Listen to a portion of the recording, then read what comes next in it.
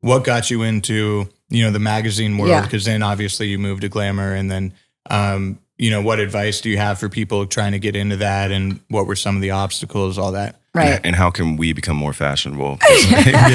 We You need guys your help. look good. Oh, man. All black never hurts. I mean, it's really an interesting turn of events that brought me to where I am. So I grew up in a very political family.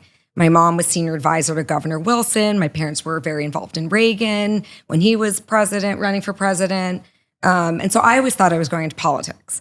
And I went to Columbia University, and I was at the School of International Affairs. And the first 2 summers, I worked for a political lobby. And I worked in DC on the Hill, and it was amazing. And I was dead set that that's what I was doing. And then I was always very type A overachiever. I don't know if you guys could tell. My junior year, I was like, it'd be really fun to actually get something during school year to have as a job. And literally the day I went into career services, there was an ad that Cosmopolitan magazine was looking for an intern 2 days a week, a paid internship. And I was like, oh, this could be fun. So I went in, got the job on the spot. And so I thought, okay, for 1 semester, I'll do my classes 3 days a week, and I'll be at Cosmo 2 days a week. Turned into my entire junior and senior year. I worked 2 days a week at Cosmopolitan magazine. I mean, my friends couldn't believe it. I was 19 years old working at this was in the 80s. God, I'm really going to age myself, but no one could believe it. I was 19 years old, and I'm working at the top magazine in the world. I mean, this was literally the most famous magazine. Wow. And the editor at the time was this woman, Helen Gurley Brown.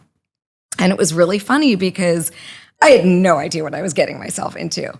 I thought it was going to be all young girls. It was all about sex, the magazine, and being single. And I walk into the office, and it's all 50, 60-year-old women as editors. And I found out that Helen kind of was insular. She was such an unbelievable editor, but kind of liked to keep it her group as the editors there. And the first week I was there, I get a call. Miss Gurley Brown would like to see you in her office. I'm like, oh, what did I do? I screwed up. I did something, And I was like, oh my God. I go in her office, and her whole office is pink and leopard print and, all sorts of stuff. And I sit down on her couch, and she looks at me and she goes, I really was excited to have you come in. We wanted to have someone who's still in college come in.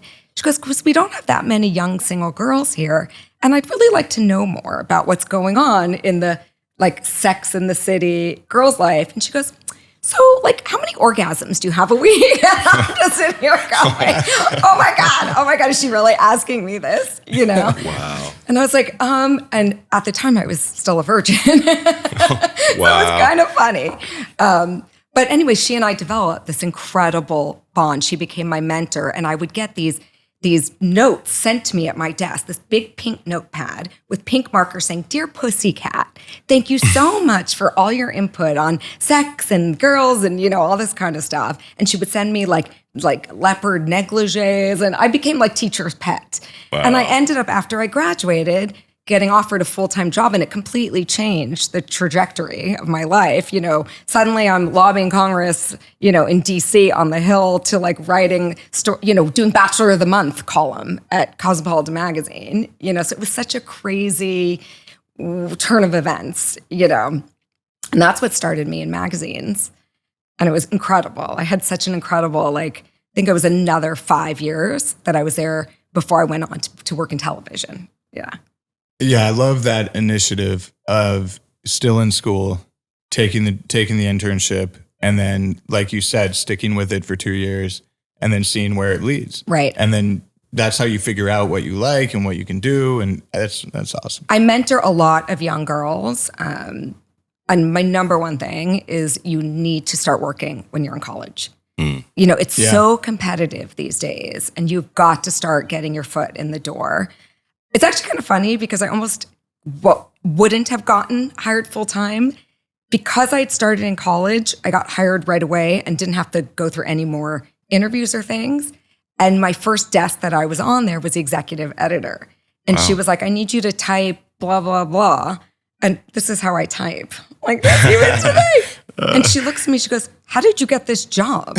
So back in those days, you had to have a typing test, which I never knew took a typing classes. So had I not started in college and sailed through, I would never have gotten the full-time job because I did not know how to type. It's kind of crazy that was a prerequisite to get a job there, was typing. And well, it makes sense with, editing and writing columns and doing the whole thing. So yeah, that's pretty incredible. Yeah, so it was amazing. So, but I definitely tell, and the other thing I tell people is I never stayed at one job for too long. And I really think it's hard to move to higher spots and get more money and things like that unless you switch. Because the more you stay in one place, you don't have much leverage, Right. You need to be able to say, I'm going to walk away. Give me this, or I'm going to walk away. And that's the only way that you get that. And by moving to TV, I tripled my, I was making $19,000 a year. I mean, it was crazy. I had one of the biggest jobs in the world at the biggest magazines, and it took like moving to be a producer in television to suddenly get like quadruple what I was making, and that's the only way. I've heard that a lot with friends, especially in the corporate world too, that, they'll get a job and exactly you can't move forward too much, but another company will hire them even for the same position for more money, right? And it's kind of leveraging that and getting to where you want to go. But that's pretty awesome that you took a chance and said, like, I'm going to give this thing a shot, and it changed the whole trajectory of your life. And now you're, one of my favorite people in the world. We would have never met if you never did that. I right? know. So, well, you never know. True. Kismet. That's we still might have met somehow. That's true. Actually. And I love that advice as well, because if you're working somewhere too long, people can like get comfortable with you and like get used to like, okay, they'll take care of that or no. But then if you apply somewhere else, you have Cosmo on your resume, and then you can definitely use that to like up whatever position you're at to like, I love that. Yeah. Also for myself, like I never want to feel comfortable. I think that's when you stop feeling stimulated and having the energy and really being kick ass at what you're doing. So I always felt important to me to always move to something where once I felt like, I can just do this job blindfolded, hands behind, then it's time to move on. Wow. Unless I'm having new responsibilities at that place. Absolutely. Sometimes, there's a cap at some places is how far you can go. And that's when it's time to like push yourself. I think too many people sit in that comfort zone, and that's where you get lost. There's no growth. No growth. Spiritually, financially, academically. Yeah, in so many ways. And moving to TV opened up my life in so many different ways. I ended up working at Fox for 4 years. I got to do entertainment and sports and news. Being behind the scenes as a producer helped me so much later in life when I was actually an on-air correspondent. Because when the different elements of a production, you're much better on air. Oh yeah, absolutely. And suddenly when I was starting at Glamour, they really wanted me to be their on-air person as well. And when I left there, I became full-time on air, like as a correspondent for Today Show, Good Morning America, The View. I was a panelist on Chelsea Handler. I was a talking head on CNN, and I was able to do live TV, tape TV, talking to cameras, all sorts of stuff because I had so many years in production and I dealt with so many different egos and talent from the different shows I was producing that it really gives you all that background. So I think it's super important that people are really knowledgeable in all aspects of the business that they're in, other businesses. Thanks for watching Studio 22.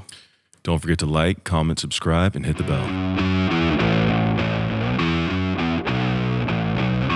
Thanks for tuning in to Studio 22.